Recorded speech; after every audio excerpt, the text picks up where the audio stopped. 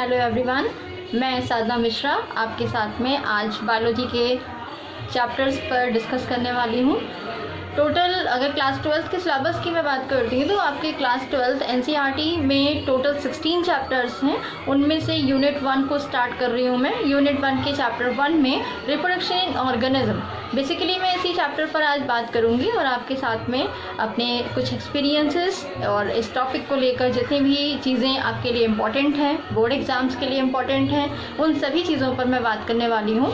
Reproduction in organism को पहले मैं थोड़ा सा प्रोडक्शन, जो कि किसी भी चीज़ को दोबारा से प्रोड्यूस करने की प्रोसेसिंग है, वो एक ऑर्गेनिज्म में कैसे होती है उसके ही कुछ स्टेप्स के साथ में हम इस चैप्टर के फुल एक्सप्लेनेशन पर बात करेंगे, जिसमें रिप्रोडक्शन इन ऑर्गेनिज्म यहाँ पर जितनी भी लिविंग कैटेगरीज हैं उनको लेकर के एक्सप्लेन किया गया है। कोई भी ऑर्गेनिज्म लिविंग वे में है तो वो इस प्रोसेस के बिना लॉन्ग टाइम तक सरवाइव नहीं कर सकता, क्योंकि हर एक लिविंग ऑर्गेनिज्म एक लिमिटेड टाइम पीरियड पर ही सरवाइव कर सकता है। दैट मीन अगर हम उसकी लाइफ स्पैन की बात करते हैं तो लाइफ स्पैन में बात करें तो natural birth to natural death के बीच का जो टाइम पीरियड होता है उसे हम लाइफ स्पैन कहते हैं। और ये डिपेंड करता है बहुत सारे जितने भी आपके ऑर्गेनिज्म आप पूरी अर्थ पर देख रहे हैं, किसी की लाइफ साइकिल 40 ईयर में कंप्लीट हो रही है, किसी की लाइफ साइकिल 1 सेकेंड में कंप्लीट हो रही है, किसी की लाइफ साइकिल 100 ईयर तक कंप्लीट हो रही है। तो इसको कंप्लीट करने के बाद में उसकी उस जनरेशन को आगे इंक्रीज कैसे किया जाएगा, वो अपनी लाइफ को कैसे या अपनी ही जैसी स्पीसीज को आगे कंटिन्यू कैसे करेगा, उसके लिए वो प्रोसेस कंप्लीट करता है रिप्रोडक्शन। रिप्रोडक्शन एक वाइटल प्रोसेस है और इस प्रोसेस के बिना कोई भी ऑर्गेनिज्म लॉन्ग टाइम तक सरवाइव नहीं कर सकता, क्योंकि इसके थ्रू वो अपनी ऑफस्प्रिंग को जनरेट करता है और रिप्रोड्यूस करता है, जिससे कि ऑर्गेनिज्म अपने यंग वंस अपनी ही जैसी एक नई प्रजाति को या अपनी ही जैसी न्यू ऑफस्प्रिंग को डेवलप करेगा और आगे की तरफ उसकी जो जनरेशन है, जो उसकी रेस है, वो कंटिन्यू हो सके। अब मैंने आपको एक तो बोला कि हाँ वो अपनी जनरेशन को उसे प्रोड्यूस करना है, लेकिन फिर भी क्वेश्चन आता है कि इस प्रोसेस का मेन पर्पस क्या है। तो पर्पस में एक सबसे बड़ा जो मेन पॉइंट मैंने आपको बताया वो है continue and presence the species. Earth पर वो स्पीसीज कंटिन्यू वे में एज अ रेस आगे की तरफ मूव करती रहे, प्रेजेंसिंग रहे। ये नहीं कि आज जो भी स्पीसीज़ हैं वो आने वाले टाइम पीरियड में अपनी लाइफ स्पैन को कंप्लीट करने के बाद में वो डिस्ट्रॉय हो जाए। दूसरा, पास स्पीसीज जेनेटिक आइडेंटिटी, यानी जो उसकी अपनी पहचान है वो उसको आगे की तरफ उसे बढ़ा सके। उसके साथ ही साथ इवोल्यूशनरी चेंजेस, जैसे आप देख सकते हो कि ह्यूमन बीइंग में हमारी एंसेस्टर से लेकर आज मॉडर्न ह्यूमन बीइंग की पार्ट में आप देख रहे हो कितने सारे चेंजेस हुए। अगर ये स्पीसीज उसी टाइम पर ख़त्म हो गई होती तो मे भी शायद मॉडर्न ह्यूमन बीइंग की क्वालिटीज़ या उसकी जो प्रेजेंसिंग आज अर्थ पर है हम नहीं देख पाते। तो so main purpose of the reproduction is the continuity, presencing on earth and transferring of the genetic identity and the evolutionary chain, which are just going day by day on the dependency of the different environmental conditions. Type of reproduction की बात करें तो animals भी आप देखते हो अर्थ पर different type के एनिमल्स होते हैं, जिनमें आप देख रहे हो कि कुछ लिविंग, कुछ विजिबल हैं, कुछ नॉन विजिबल हैं, जिन्हें हम आसानी से देख रहे हैं, उनके रिप्रोडक्शन प्रोसेस को भी हम देख पा रहे हैं। लेकिन कुछ ऐसे भी हैं जिनकी रिप्रोडक्शन प्रोसेस में भी हम नहीं देख पाते, उनमें भी बहुत से तरीके वो अपनी उस इन्वायरमेंटल सिचुएशन के अकॉर्डिंग यूज़ करते हैं। So our next topic is a type of reproduction. In this topic firstly we are discuss about the asexual reproduction. अब यहाँ पर वर्ड की मीनिंग की अगर मैं बात करती हूँ, ए प्लस सेक्सुअल, बायोलॉजी के अगर हम डिफरेंट वर्ड्स में बात करें तो किसी भी एक पर्टिकुलर वर्ड के पहले अगर ए यूज़ किया गया है तो उसका मतलब यहाँ पर आ जाता है नो सेक्सुअल। दैट मीन बिना किसी सेक्सुअल प्रोसेस के होने वाले रिप्रोडक्शन को हम क्या बोलेंगे, ए sexual reproduction. It is without union of gametes और सेक्स सेल्स, जहाँ पर किसी भी तरीके से सेक्स सेल्स या उनसे रिलीज होने वाले गैमेट्स की यूनियन यानी मिक्सिंग नहीं होती, उस टाइप के रिप्रोडक्शन को क्या बोलते हैं, ए सेक्सुअल रिप्रोडक्शन। इसकी जब हम कैरेक्टरिस्टिक्स पर बात करते हैं तो कैरेक्टरिस्टिक्स में आप देख रहे हो नो वेस्ट ऑफ टाइम, यानी टाइम की कोई वेस्टिंग नहीं है। रीज़न है जो सेक्सुअल प्रोसेस को कंप्लीट करने के लिए टू इंडिविजुअल्स अपने पार्टनर्स को सर्च करते हैं उस टाइम को वो प्रिजर्व कर सकते हैं। उनमें गैमेट्स को रिलीज़ करने का या उन्हें प्रोड्यूस करने की कोई भी ज़रूरत नहीं है, इसलिए वो भी वहाँ पर एक मेन प्रॉफिट वे में आता है। रैपिड मल्टीप्लिकेशन होता है, शॉर्ट टाइम में ही वो अपनी ऑफस्प्रिंग को बहुत ज़्यादा फास्ट वे में डेवलप कर सकते हैं जेनेटिक मटेरियल के, और वो भी सेम जेनेटिक मटेरियल के साथ, that mean no variation, no mixing at all. उसके साथ ही साथ डिसेंडेंट आर सिमिलर, डिसेंडेंट यहाँ पर ऑफस्प्रिंग को लिया गया है, दैट मीन आने वाली जो अपकमिंग जनरेशन है उसके बारे में बात कर रहे हैं। तो यहाँ पर वो कैसे होंगे? सिमिलर, सिमिलर दैट मीन वो अपने पेरेंट जिनसे वो डेवलप हुए हैं। Descendant from together a clone, descendant यानी ऑफस्प्रिंग एक दूसरे की क्लोन होगी। क्लोन का मतलब जेनेटिकली आइडेंटिफाइड जो हैं वो सेम टू सेम हो, दैट मीन उनके अंदर किसी भी तरीके का कोई भी चेंजेस ना हो, एक जैसे एक दूसरे के साथ दिखने हो। उसके साथ able to colonize a large surface rapidly, एक कॉलोनी को डेवलप करने के लिए उनके अंदर एबिलिटी होती है और वो रैपिडली उस सरफेस को कवर कर लेते हैं।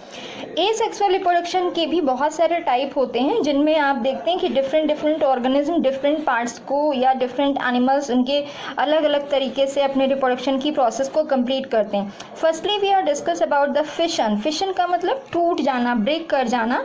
तो यहाँ पर आप देख रहे हो कि हमने फिशन को 2 पार्ट्स में डिवाइड किया हुआ है, binary fission and multiple fission. Binary fission which is completed in amoeba and you know very well amoeba is irregular shape structure shape of the animal. इसमें आप देख रहे हो कि बाइनरी फिशन का मतलब हो गया कि when any animal divisible in 2 main parts and form the 2 different bodies, then it is known as binary fission.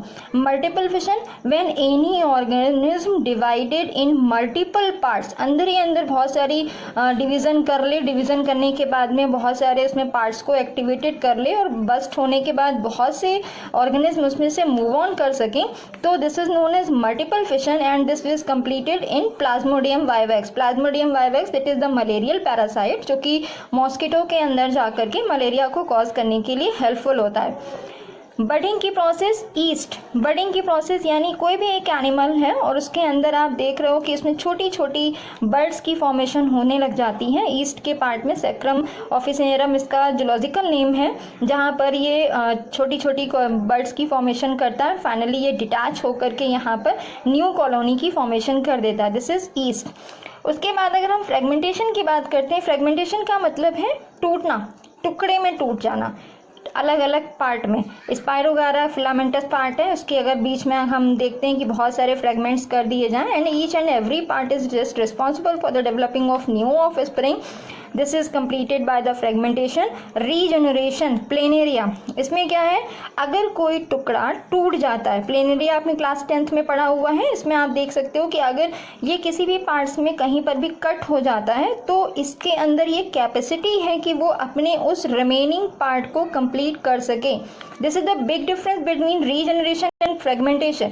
Fragmentation का मतलब है अपने फिलामेंट को वो कट करके डिफरेंट बॉडीज में कन्वर्ट कर जाना, but in case of regeneration अगर किसी भी प्रॉब्लम या किसी भी सर्कमटेंसेस की वजह से उसकी बॉडी का कोई पार्ट मिस हो जाता है तो प्लेनेरिया या जिनमें रीजनरेशन की कैपेसिटी होती है वो अपने उस रिमेनिंग पार्ट को कंप्लीट करने के लिए एबल होता है और अपनी ऑर्गेनिज्म को डेवलप कर सकता है। स्पोर फॉर्मेशन, राइजोपस, जनरली आपने ब्रेड माउल्ड में, ब्रेड माउल्ड ही राइजोपस है, ब्रेड में आपने देखा होगा कि थोड़ा सा भी फंगस लग जाता है विद इन 24 आवर्स आप देखोगे पूरी की पूरी वो सरफेस कवर कर लेता है, क्योंकि बहुत ही जल्दी मल्टीपल रैपिड मल्टीप्लिकेशन होता है, छोटे छोटे स्पोर्स रिलीज हो जाते हैं and all they are responsible for the developing of different mycelium and complete the whole surface of this particular part. अब नेक्स्ट जो मैं बात करने वाली हूँ, this is very important, vegetative propagation. Vegetative propagation में वेजिटेटिव प्रोपोगेट का मतलब डेवलप कर जाना, और स्पेशली ये प्लांट में होता है क्योंकि किसी भी एनिमल्स में अपना कोई पर्टिकुलर पार्ट ऐसा नहीं है कि उसके अंदर ये कैपेसिटी है कि वो किसी पार्ट के थ्रू बॉडी को डेवलप कर सके। वेजिटेटिव प्रोपोगेट्स में हमने यहाँ पर बात की हुई है बाय रूट, जिसमें डहेलिया है, स्वीट पोटैटो है, इनके भी आप देख सकते हो कि अगर हम रूट को वहाँ से कट करके दूसरी जगह ग्रो करवा दें तो नया प्लांट ग्रो कर जाता है। अंडरग्राउंड स्टेम की बात करते हैं तो ट्यूबर पोटैटो का पार्ट है। बल्ब में अगर हम देखें तो गार्लिक है, मैंने कॉर्न का लिखा है, कोलोकेशिया है, राइजोम है, जिंजर है, सकर है, मिंट प्लांट है, ये सभी में आपने देखा हुआ है। पोटैटो में अगर हम देखें तो आई बर्ड के पार्ट में आप देखते हैं छोटी छोटी आइज बनी हुई होती हैं। ये आइज आप यहाँ से कट करोगे और इन्हें अगर हम ग्रो करवा देते हैं तो आप देखोगे न्यू प्लांट वो जनरेट करने के लिए रिस्पॉन्सिबल होता है। Same as the other part that is garlic, colocasia, ginger and mint, ये सभी हैं यहाँ पर जो कि अलग अलग रिप्रोडक्शन मोड को यूज करते हैं। एडवांटेज ऑफ एसेक्सुअल रिप्रोडक्शन की अगर हम बात करते हैं तो एडवांटेज ऑफ एसेक्सुअल रिप्रोडक्शन में ये एक तो यूनिपेरेंटल है, जिसको मैंने पहले ही आपको बोला हुआ था कि इसमें दूसरे पार्टनर को सर्च करने की ज़रूरत नहीं होती। सिमिलर प्रोसेस है, सिमिलर सेल डिवीजन का यूज़ हो रहा है, that mean A mitosis and mitosis. अब यहाँ पर माइटोसिस तो आपको पता है कि वे सेम क्रोमोसोम नंबर के साथ में डिवाइड करना, but what is the meaning of A mitosis? तो ए माइटोसिस का मीनिंग मैंने दिया हुआ है कि सेल डिवीजन वो सेल डिवीजन जिसमें सिंपल क्लीवेज हो न्यूक्लियस का और डिवीजन हो साइटोप्लाज्म का, लेकिन without spindle formation. Spindle formation जो कि अलग अलग पार्ट में डिवाइड होकर आपने सेल डिवीजन में अगर पढ़ा होगा तो आपको पता होगा उसके पार्ट में है। सिंगल पेरेंट में produce large number of offspring. Single parent के पास ही इतनी कैपेबिलिटी है कि वो अपने बहुत सारे ऑफस्प्रिंग्स को एक साथ डेवलप कर सकता है।